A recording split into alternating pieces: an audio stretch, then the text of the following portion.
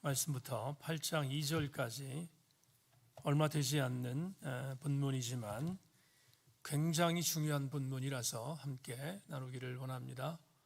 요한복음 7장 53절부터 8장 2절까지를 한 목소리로 같이 읽겠습니다. 제가 의미는 설교를 통해서 말씀드리겠습니다. 같이 한 목소리 읽겠습니다. 시작. 다 각각 집으로 돌아가 예수는 감람산으로 가시니라. 아침에 다시 성전으로 들어오시니 백성이 다 나오는지라 앉으사 그들을 가르치시더니. 아멘, 아멘. 주보 잠깐 보십시다. 돌아오는 주일부터가 대림절 4주가 시작이 됩니다. 누가복음에 나오는 안나와 그리고 시몬의 마음으로 우리도 아기 예수님을 기다리는 귀한 절기가 되기를 바랍니다. 대림절 강당 장식과 성탄절 장식도 함께 합력해서 잘 맞춰주시기를 바랍니다. 그리고 돌아오는 마지막 주일은 선교주일인데 비선교지 위해서 함께 사랑을 전하는 귀한 주일 되기를 바라고, 더불어 다음 주는 5주 주일입니다. 아시는 것처럼 오후 예배가 없습니다. 식탁 공동체도 제공하지 않습니다. 셀별로 오찬 나누고 교제할 수 있기를 바라고, 지역별, 오늘 제가 셀 리더 교육 때 말씀을 드리겠지만 지역 셀 예배를 절대로 누락하지 않도록 최선을 다해 주시기를 부탁합니다. 커피전도 사역 잘 마무리해서 감사합니다. 지난 토요일도 또 굉장히 많은 분들이 오셔서 교회 관심도 갖고 또 물어보기도 하고 그런 시간들을 갖고 했는데, 우리가 커피전도를 통해서 영혼을 사랑하는 마음으로 사랑을 전하는 것도 중요하지만 우리가 훈련받는 일이다 하는 생각 갖고 내년에 재개될 커피전도에 최선을 다해 주시기를 부탁드립니다. 이번 토요일 날 12월 월상 예배를 드리는데 이번에는 교육자를 위해서 함께 기도하는 시간을 갖겠습니다. 저하고 또 안영희 목사님하고 김영환 집사님과 사모님이 함께 찬양하겠습니다. 함께 은혜 시간 되길 바라고요. 황석주 장로님과 김명환 장로님 성찬 배정을 위해서 잘 준비해 주시기를 바랍니다. 12월 6일 날 독서여행이 있습니다. 최선을 다해서 함께 참석하시기를 바라고요. 도전해 보시기를 부탁드립니다. 12월 7일 날은 정기당회 있습니다. 당회원들 기도로 준비하시고 내년 2026년에 대한 기획을 함께하는 그런 귀한 당회를 갖겠습니다. 신예찬 청년위에서도 기도해 주셔서 산무관사일 잘 감당하게 하시고, 오늘 임혜 권사님 기도하셨던 것처럼 김명호 권사님 수술 잘 마치고 회복 중에 있습니다. 위해서 기도해 주시고, 새벽에 말씀드린 것처럼 가능하면 우리 김명호 권사님 어려움 당하지 않고 하나님께서 치료하시는 놀라운 은혜를 직접 경험할 수 있도록 함께 계속해서 중보해 주시기를 부탁드립니다. 네, 이제 우리 찬양 한 곡 드리겠는데 사모님 서 있지 말고요. 김지한 집사님이 물 좀 갖고 오세요. 네. 주를 위한 이곳 찬양하겠습니다.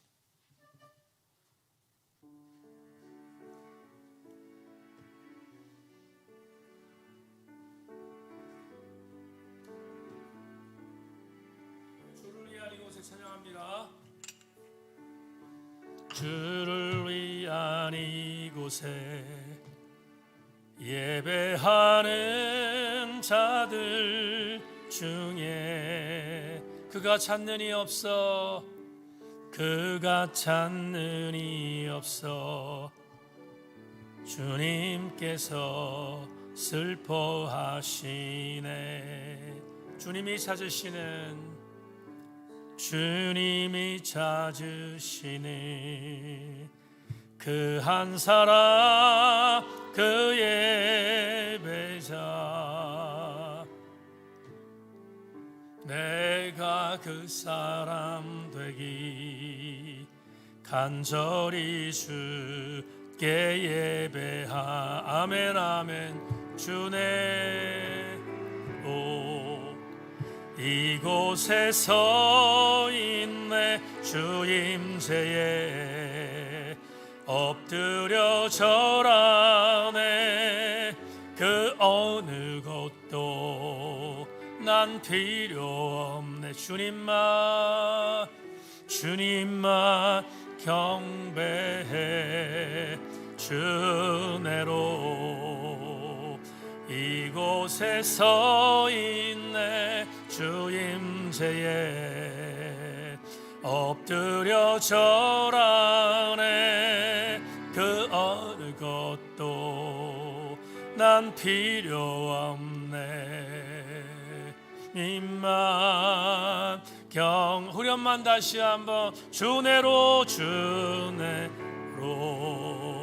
이곳에 서 있네. 주임새에 엎드려 절하네. 그 어느 것도 난 필요 없네. 주님만 경배해. 주내로 이곳에 서 있네. 주임새에 엎드려 절하네. 그 어느 것도 난 필요 없네. 주님만 경배해.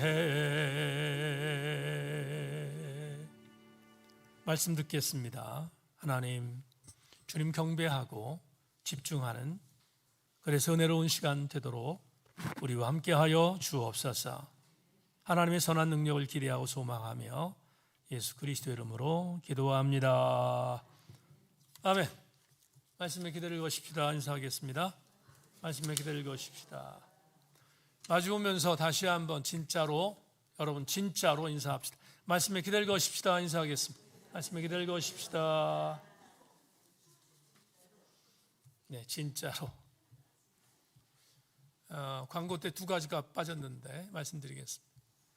한명포 권사님 친정아버님 소천하셔서 내일 장례의 모든 일정이 마쳐지는데 지치지 않도록 발인과 그리고 화장 예배까지 잘 진행될 수 있도록 기도해 주시기를 부탁드리고요. 지난 주일날 저녁 늦게 책이 토요일날 늦게 책이 와서 그래서 광고를 못 드렸는데 생명의 삶 12호로가 지금 사무실에 있습니다. 70세 이상 되신 교우들은 찾아가시고요. 그리고 나머지 분들은 구입하실 수 있기를 바랍니다.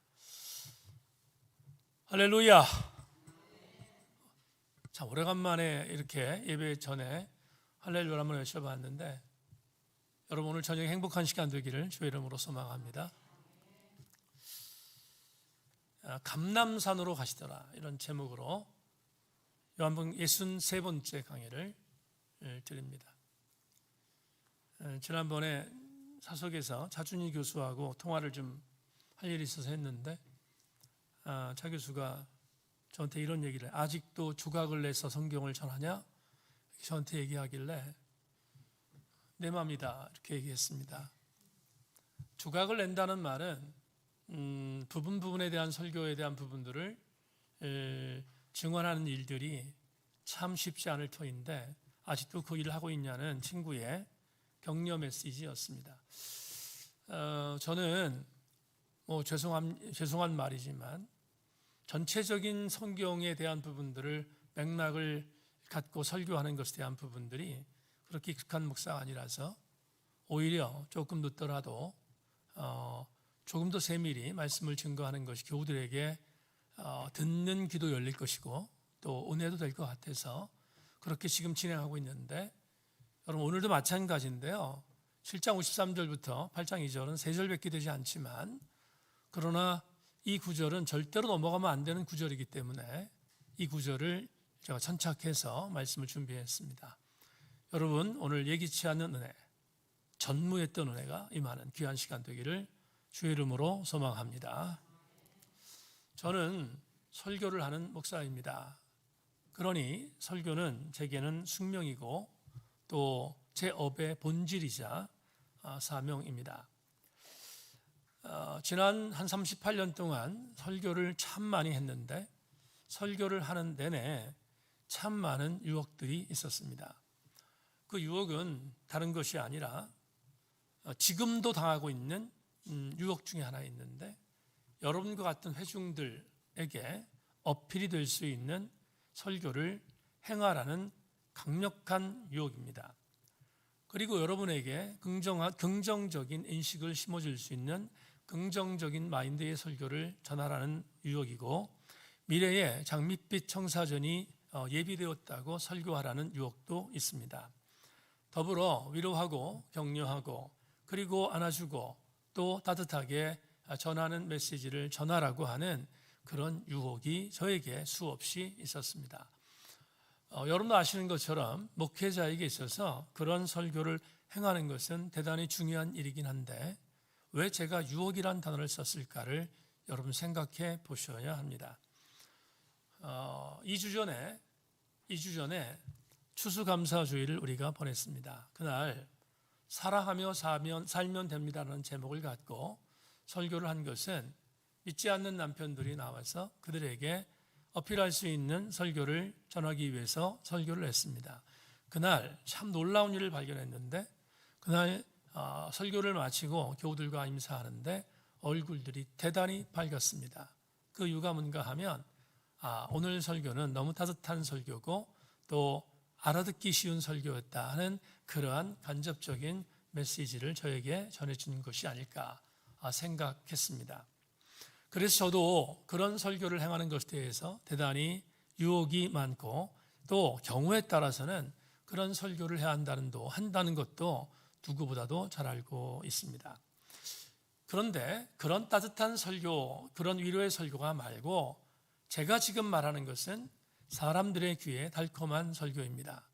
사람들의 귀에 달콤한 설교, 그래서 그 달콤한 설교를 듣고 거기에 안주할 수 있는 설교, 이 설교를 수없이 행하라고 하는 유혹에 허덕일 때였습니다. 정말 어떻게 설교하는 것이 옳지라고 하는 그런 질문을 많이 받고, 그렇게 유혹에 빠져서 허덕이고 있었을 아주 젊은 날, 제가 전제했습니다. 아주 젊은 날, 어느 날 갑자기 요한복음 오늘 7장 53절로 8장 2절을 읽다가 참 많이 놀랐습니다.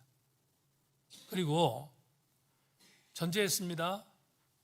사람들의 귀에 달콤한 메시지를 증거하라고 유혹받고 있어서 저도 젊은 날 그쪽에 대한 부분을 관심을 갖고 허우적거리고 있을 때 이 본문을 처음 만났던 그날은 제게 엄청난 충격이었습니다. 왜 그런가 하면 오늘 본문을 보면, 이제 여러분과 나누겠지만 오늘 본문을 보면 사람들의 귀에 달콤한 설교를 하고 사람들의 마음에 전혀 부담되지 않는 설교를 하는 것이 얼마나 큰 죄인가를 그날 깨달았기 때문입니다. 오늘 본문은 대단히 짧지만, 그러나 오늘 우리 세인교회 성도들이 절대로 놓치면 안 되는 대단히 중요한 영적인 임팩트를 주는 말씀이 이 본문 속에 있습니다. 오늘 이 본문을 추적할 터인데 이 본문 속에 담겨있는 놀라운 비밀을 절대로 놓치지 않는 우리 교우들이 되기를 다시 한번 주의 이름으로 부탁합니다. 본문을 다시 읽겠습니다.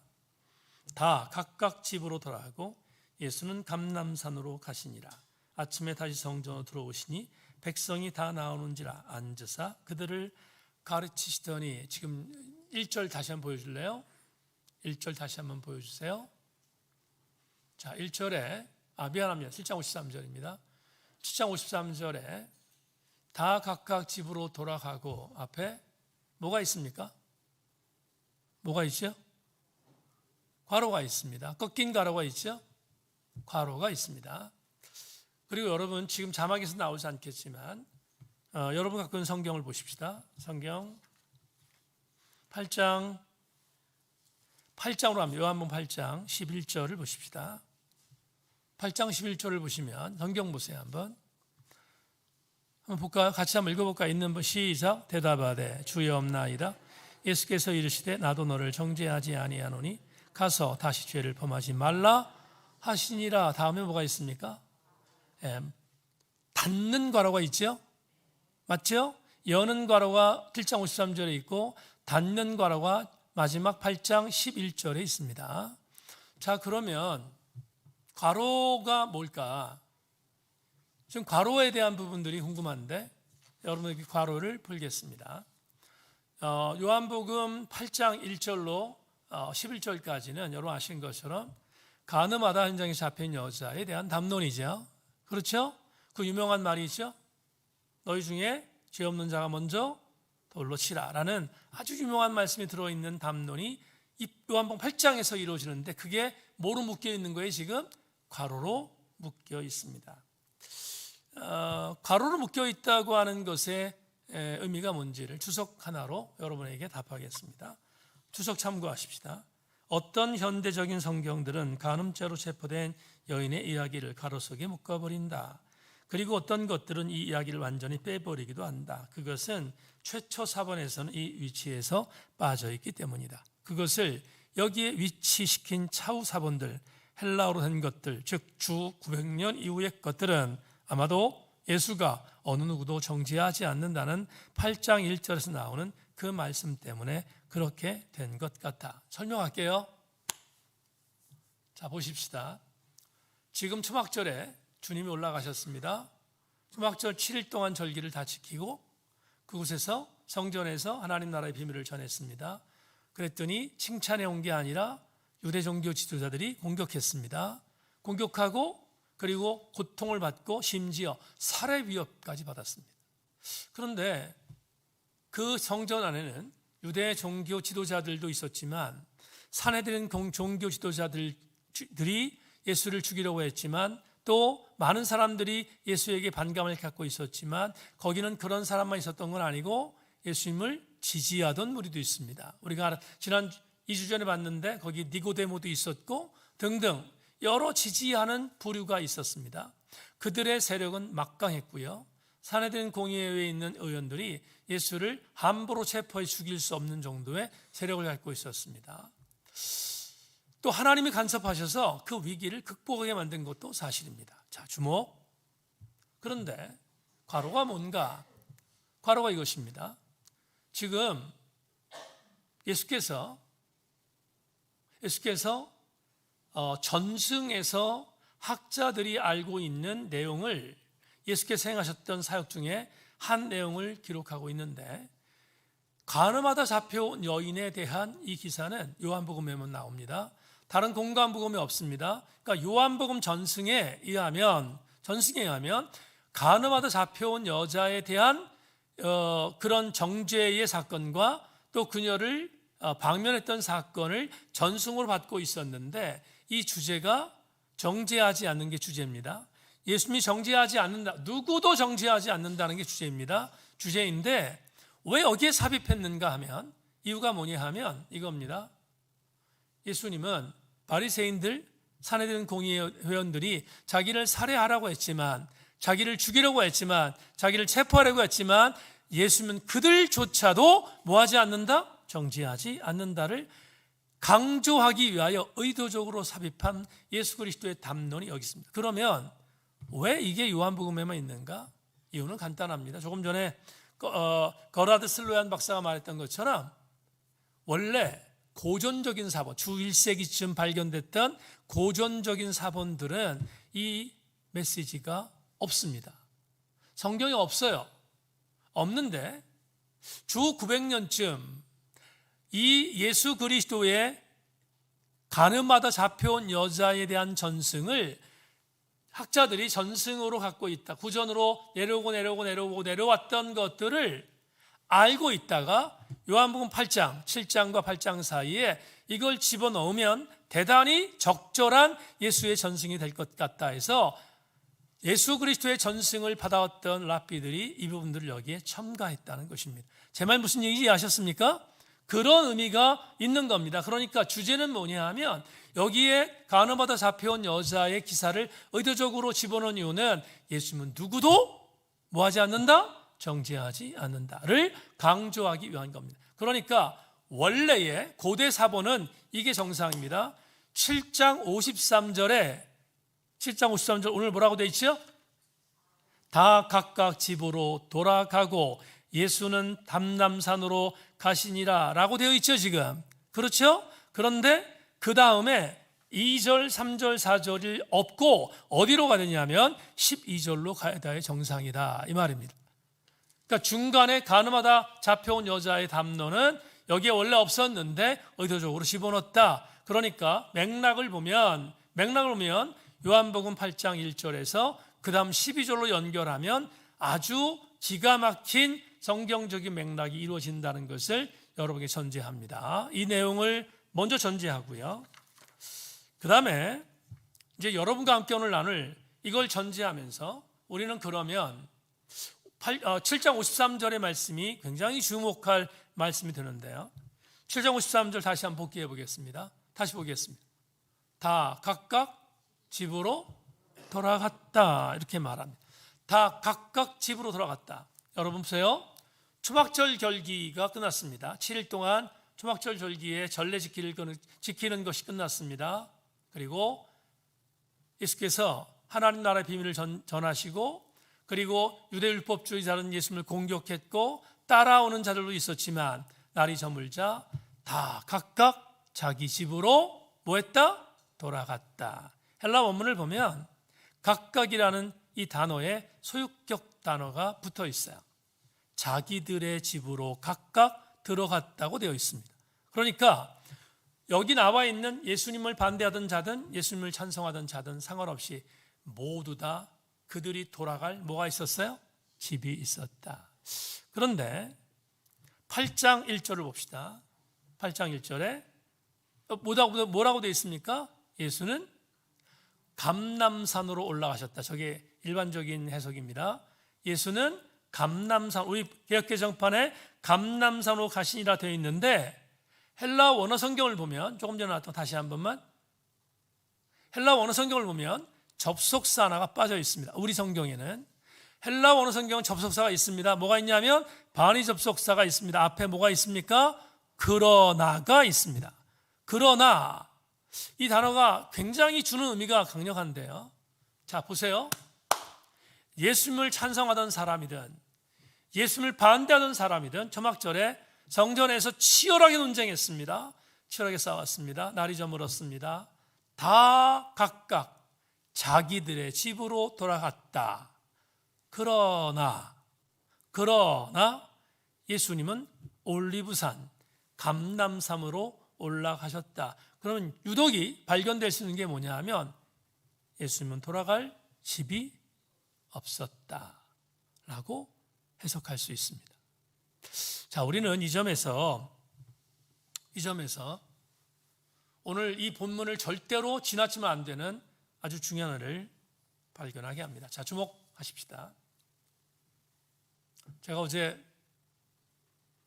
DP의 7기 사역 예배 때 기도를 맡아서 기도문을 썼습니다. 기도문을 썼는데 맨 앞에 여러분들만 기도문 쓰는 게 아니라 저도 기도문을 썼는데 자, 기도문에 이렇게 시작했습니다. 어떻게 시작했냐면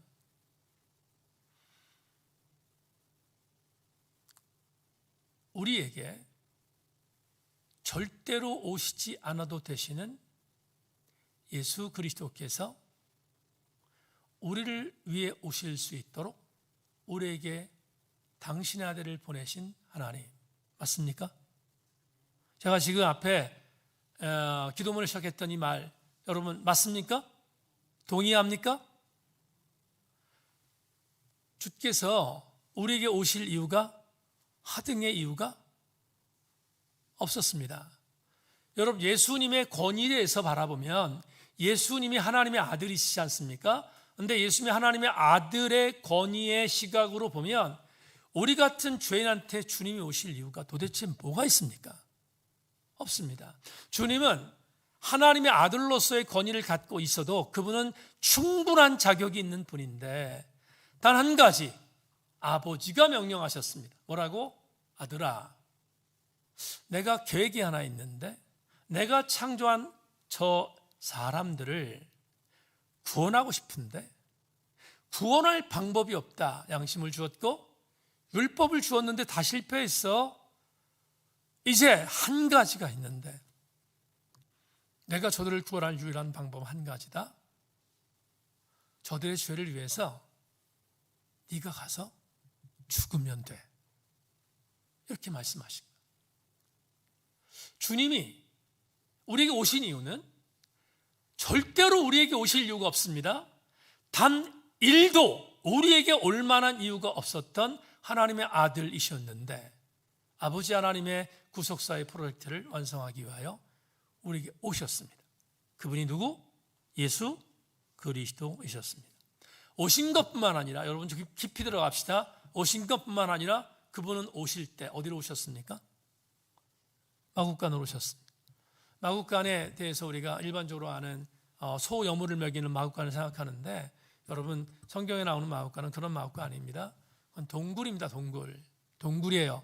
농부가 허드렛 일들을 하도록 만들기 위하여 집게를 갖다 놓고, 그리고 가끔 이방인들이 오면 거기서 묵게 만드는 아주 보잘것이 없는 동굴집이 마국간입니다.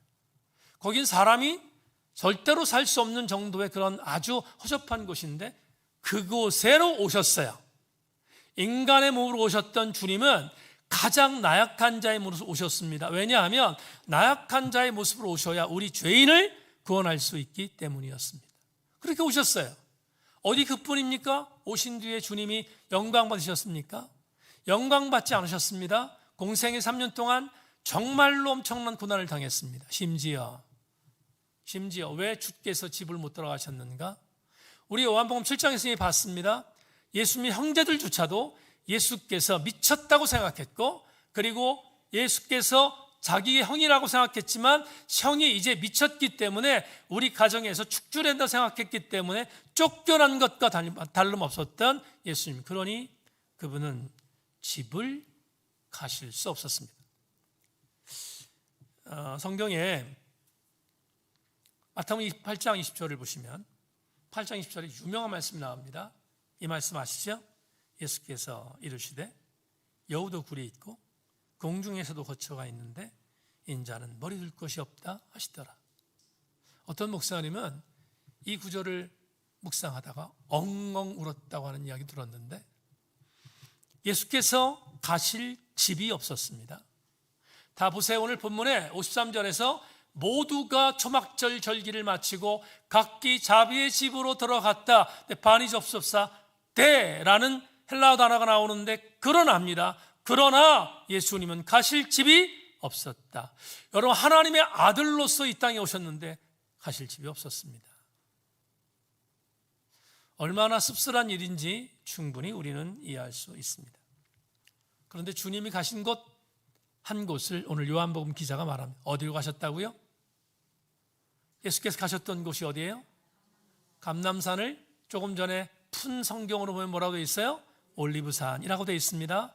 감람산이라는 단어가 주는 의미가 있는데, 여러분 아시는 것처럼 감람산에 가서 언덕에 올라가셨어요. 돌 던질 만큼 거리에 무슨 언덕이 있었는가 하면 겟세마네가 있었어요. 겟세마네 아시죠? 감람산에서 돌 던질 만큼 거리에 겟세마네가 있었는데, 그 겟세마네는 헬라어 단어가 무슨 뜻이냐면 기름틀이란 뜻이에요. 기름을 짜는 틀이에요. 그 산이 올리브산이니까 기름틀이란 말이 이해가 되죠? 이해가 됩니다. 그곳에 가셨어요. 그리고 또 한 가지 반추하는 은혜가 있습니다. 기름틀, 기름을 짜내는 것. 여러분, 우리는 충분히 또 하나의 연상되는 말씀이 있습니다. 누가복음 22장 39절 44절을 자막 보십시오.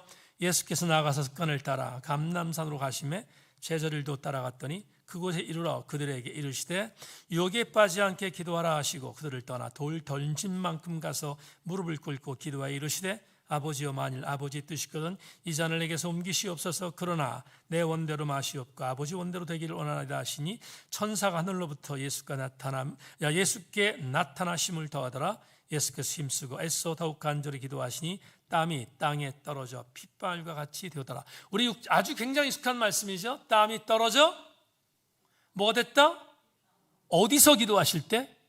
겟세마네에서 기도하실 때. 여러분, 땀이 떨어져 핏방울 된 것이 기름틀을 짜는 것과 연상되죠? 주님은 감람산으로 왜 가셨는지를 보여줍니다. 모두가 집으로 갔지만, 모두가 안식하는 집으로 갔지만 예수께서는 갈 집이 없었습니다. 그가 가셨던 피정의 장소는 감람산이었습니다. 그러면 감람산은 왜 갔는가? 조금 전에 말씀드렸던 누가복음에 나오는 예수께서 가셨던 감람산의 사건을 통해 충분히 심정할 수 있습니다. 감람산은 예수께서 하나님의 조명을 받는 장소였습니다. 저는 오늘 이 본문을, 설교를 정말로 멋지게 하라고 유혹받을 때, 이 본문을 처음 만났을 때 왜 제가 충격을 받았는지를 설교에서도 말씀드렸습니다. 여러분, 내가 믿는 주구는 인기, 명예, 그리고 세속적인 여론의 선풍적인 어떤 열광, 우리 주님은 그것과는 담싼 분이었습니다. 그런데 목회하는 목사가 강단에서 인기와 명예와 세속적인 부분의 여러 가지 부와 권력을 위해서 예수께서 걸어가셨던 길이 아니라 예수께서 걷지 않았던 길을 설교한다면 어찌 그게 온전한 목사의 길이겠습니까? 예수께서는 집으로 가지 않았습니다. 여러분, 산에 진미가 예비되어 있고 편안한 안식이 있는 집으로 가지 못했습니다. 왜냐하면 집이 없었기 때문입니다. 주님이 가셨던 장소는 겟세마네 동산에서 하나님 아버지, 나도 십자가에서 죽는 게 두렵습니다. 나도 십자가에서 죽는 게 힘듭니다. 그러니 한 번만 제거해 주십시오. 아버지 하나님, 이 잔을 내게서 옮겨주실 수 없습니까? 하나님, 나는 죽는 게 두렵습니다. 아버지, 정말로 내가 아버지의 아들인데 나를 한 번만 굽어 살펴주시면 안 되겠습니까?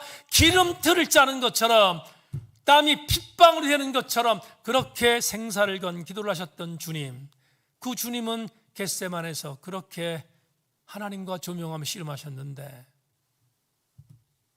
어떻게 세속적인 안위와 세속적인 명예와 세속적인 인기를 위하여 목사가 설교할 수 있습니까? 그럴 수 없습니다. 젊은 날, 아주 젊은 날이었습니다. 목사 안수 받고 얼마 되지 않은 젊은 날, 이 본문을 처음 만났습니다. 그때 가슴을 쥐어짜며 결단한 게 있습니다. 하나님, 저도 집이 아니라 감람산 쪽으로 가겠습니다를 결정했습니다. 여러분, 오늘 레마를 이렇게 정했습니다. 레마 보겠습니다. 하나님의 식이 있습니다.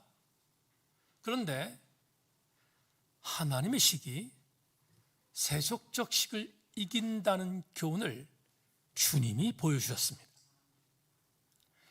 여러분, 주께서 집으로 가셨다면 그건 세속적인 식이었습니다. 그런데 주님은 집으로 가시지 않았습니다. 겟세마네가 있는 감람산으로 가셨습니다. 이건 주님의 식이었습니다. 놀라운 일은 집이 아니라 겟세마네로 가신 주님이 이기셨다는 겁니다. 그래서 우리에게 보여주는 레마는 이것입니다.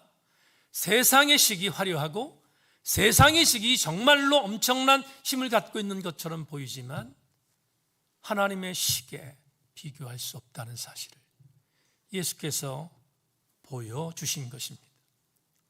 제가 기도원에 있는 동안에 장로님들 새벽 예배를 인도하셨습니다. 장로님들 한 분이 인도하셨던 텍스트는 여호수아 6장이었습니다. 여호수아 6장을 누가 인도했는지 굳이 얘기하지 않겠습니다. 여러분들 아실 줄 알고. 근데 그날 제가 영상을 후에 봤는데 여호수아 6장을 인도하는데 생명의 삶에서 그런 생명의 삶에 우리 본문 해설이 있지 않습니까? 본문 해설에 그 해석이 나오지 않는데 여러분들한테 좀 지났지만 제가 해석 하나를 던지겠습니다. 요한복음 6장 1절로 7절을 보시면 여리고성에 대한 부분의 시작이 알리는 메시지가 있는데 여러분 자막 보십시다. 이스라엘 자손들로 말미암아 여리고는 굳게 닫혔고 출입하는 자가 없더라. 여호와께서 여호수아에게 이르시되 보라 내가 여리고와 그 왕과 용사들 내 손에 넘겨주었으니 너희 모든 군사는 그 성을 둘러 성 주위를 내일 한 번씩 돌되 엿새 동안을 그리하라. 제사장 7은 7 양각 나팔을 잡고 언약궤 앞에서 나아갈 것이요 7째 날에는 그 성을 7번 돌며 그 제사장들은 나팔을 불 것이며 제사장들이 양각 나팔을 길게 불어 그 나팔 소리가 너희 들릴 때에 백성은 다 소리쳐 큰 소리를 쳐 외쳐 부를 것이라. 그리하면서 그 성벽이 무너져 내리리니 백성은 각기 앞으로 올라갈지니라 하심에 눈의 아들 여호수아가 제사장들을 불러 그들에게 이르되 너희는 언약궤를 메고 제사장 7은 양각 나팔을 7을 잡고 여호와의 궤 앞에서 나아가라 하고 또 백성에게 이르되 나아가서 그 성을 돌되 무장한 자들이 여호와 궤 앞에서 나아갈지니라 하니라 라고 써 있습니다. 그런데 이 여리고성 이 전투가 시작되는 이 내용에 생명의 삶 편집부에서 이거를 놓쳤는데 6장 1절을 보면 6장 1절에 이렇게 쓰여 있습니다. 이스라엘 자손들로 말미암아 여리고는 굳게 닫혔고 출입하는 자가 없더라. 자, 주목. 설교에 가장 중요한 부분에 왔으니까 조금 더 집중합시다. 보세요. 지금도 고고학자들은 여리고성이 난공불락이라고 정의합니다. 풀리지 않는 수수께끼 7 중에서 여리고성이 들어간다는 것을 책을 통해서 본 적이 있는데 어떻게 무너졌지? 난공불락이라는 말은 무너질 수 없는 성이 여리고성이라는 것입니다. 고고학자들이 다 인정했습니다. 그 이유가 뭐냐 하면 여러분 고고학자들이 나중에 이렇게 조사해 보니까 여리고성의 성벽이 이중으로 되어 있대요. 이중으로 되어 있고 그리고 바깥 성벽은 두꺼운 흙벽돌 돌로 구축되어 있고 안쪽에는 더 견고한 구조로 만든 또 하나의 방어성이 있는 벽이 있다는 거예요. 이중 구조가 되어 있기 때문에 이 당시 고대의 전투 중에서 성을 점령하려면 공성태를 날려야 되는데 공성태를 내면 공성전을 해야 됩니다. 이런 것이요. 뭐냐 하면 공격할 만한 성읍에 올라갈 수 있는 그 정도의 성을 또 하나 만드는 거예요. 공격하는 사람들이 만들어서 저기 사다리를 두고 올라가야만 올라갈 수 있는 데인데 여리고성은 절대로 그럴 수 없는 곳이었다는 거예요. 그래서 무너진 것은 있을 수 없는 아주 난공불락의 땅이 여리고성이었는데 여러분 우리는 알죠? 여리고성이 어떻게 됐습니까? 무너졌습니다. 근데 여호수아장 6장 1절에 이렇게 말합니다. 이 난공불락의 성, 절대로 무너지지 않을 이 성에 플러스 알파가 있는데 플러스 알파가 뭐냐 하면 이스라엘 자손들로 말미암아 여리고는 굳게 닫혔어요.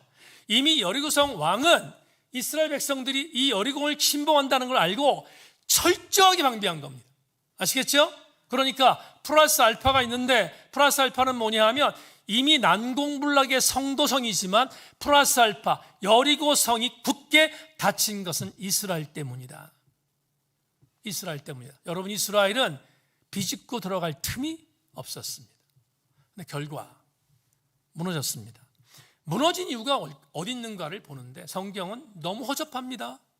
성경이 정말 허접합니다. 어떻게 무너졌지? 우리가 이미 저는 초등학교 때 이거 성경 시험도 본 것 같아요. 기억에. 어떻게 무너졌지? 오늘 주일학교에서 선생님하고 목사님하고 주일학교 부장하고 뭐 이렇게 했었던 우스갯소리 있잖아요. 여리고성을 무너뜨렸다고 그렇게 목사님이 설교를 했어요. 설교했는데 설교하면서 주일학교 어린이한테 물었대요. 여러분 목사님이 지금 여리고성을 어떻게 무너뜨렸다고 얘기했죠? 그랬더니 주일학교 어린이 한 명이 그랬대죠. 목사님 저는 절대로 제가 무너뜨리지 않았어요. 이렇게 얘기를 했다는 거예요. 그럼 누가 무너뜨렸지? 그랬더니 그 주일학교 학생이 아마도 부장 선생님이 했을 가능성이 있어요. 이렇게 농담했다는, 농담인지 진담인지 뭐 그런 얘기가 있습니다. 여리고성은 여러분 무너질 수 없는 성이었습니다. 절대로. 근데 그 성을 어떻게 무너뜨렸는가? 여러분 조금 전에 읽었던 본문에 첫 번째, 그 성을 둘러 성주위를 매일 한 번씩 돌되 6번을 돌아라. 기억나시죠? 매일 한 번씩 도는데 6일 동안 돌아라 이렇게 말합니다. 두 번째, 제사장 7명은 양강나팔을 불고 언약궤를 들고 앞에 선봉에 서라 이렇게 말합니다.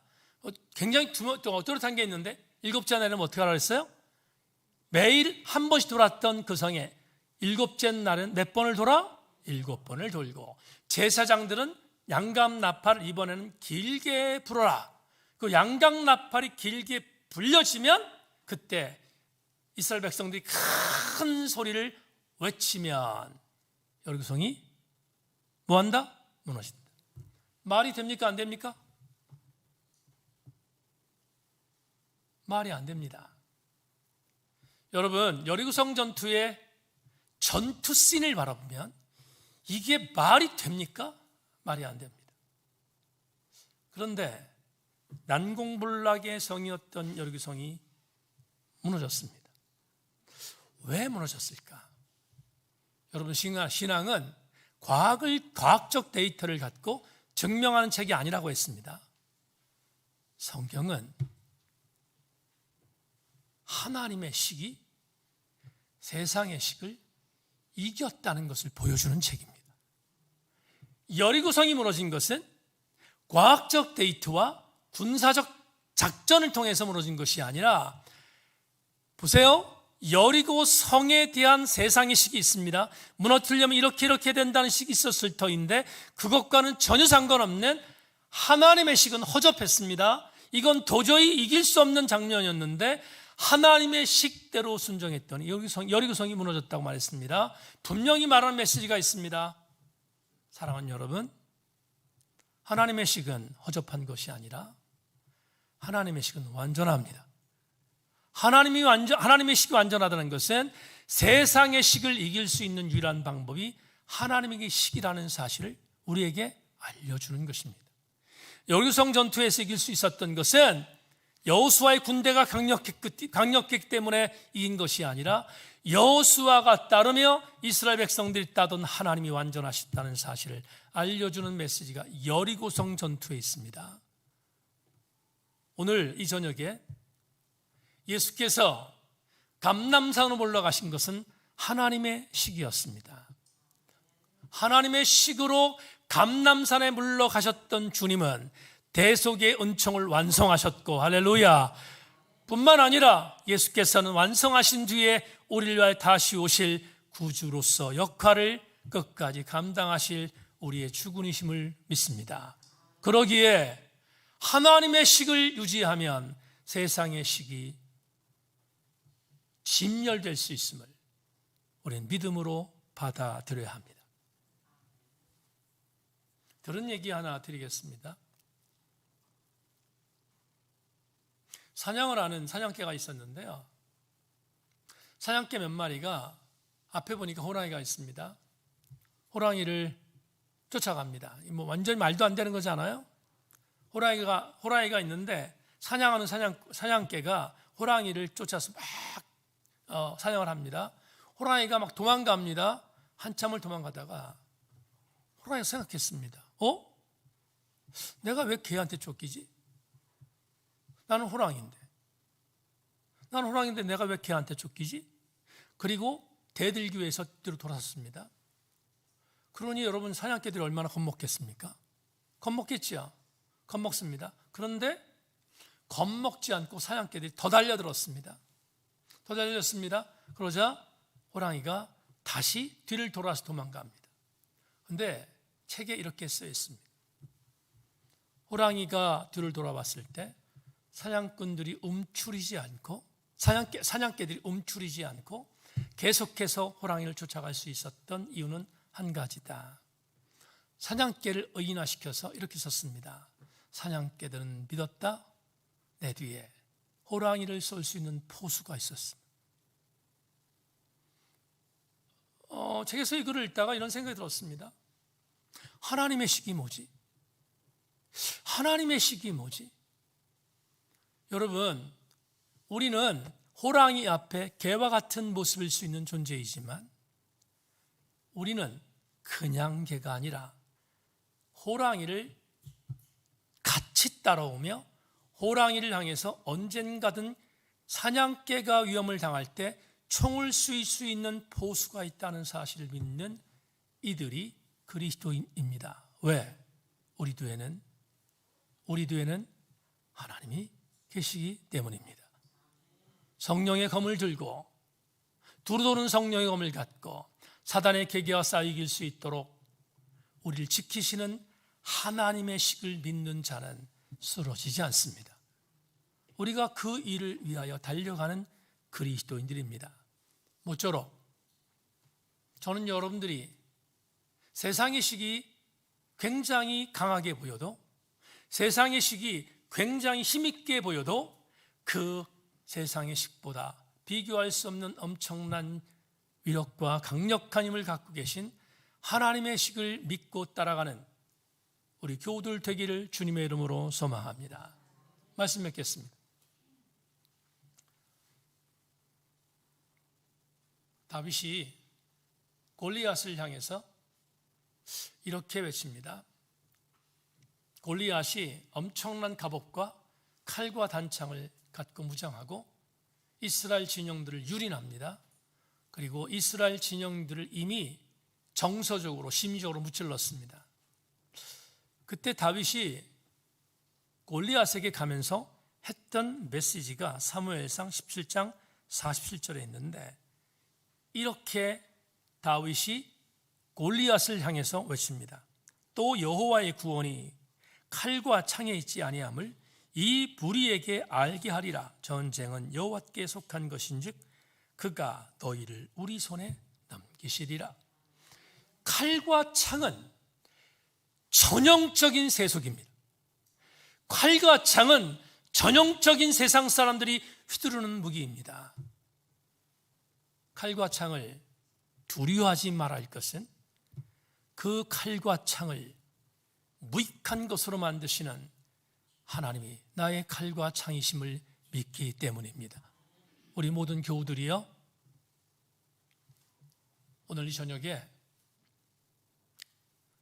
세상의 식이 나를 엄습하면 그 세상의 식을 하나님의 식으로 이길 수 있다는 믿음을 갖고 그렇게 달려가는 우리들 되기를 주의 이름으로 소망하고, 그것을 통해서 우리 모든 새인교회 성도들이 정말로 집이 아니라 겟세마네를 향하여 달려갈 수 있는 그런 믿음의 주인공들 우리 모두가 다 되기를 주님의 이름으로 소망합니다.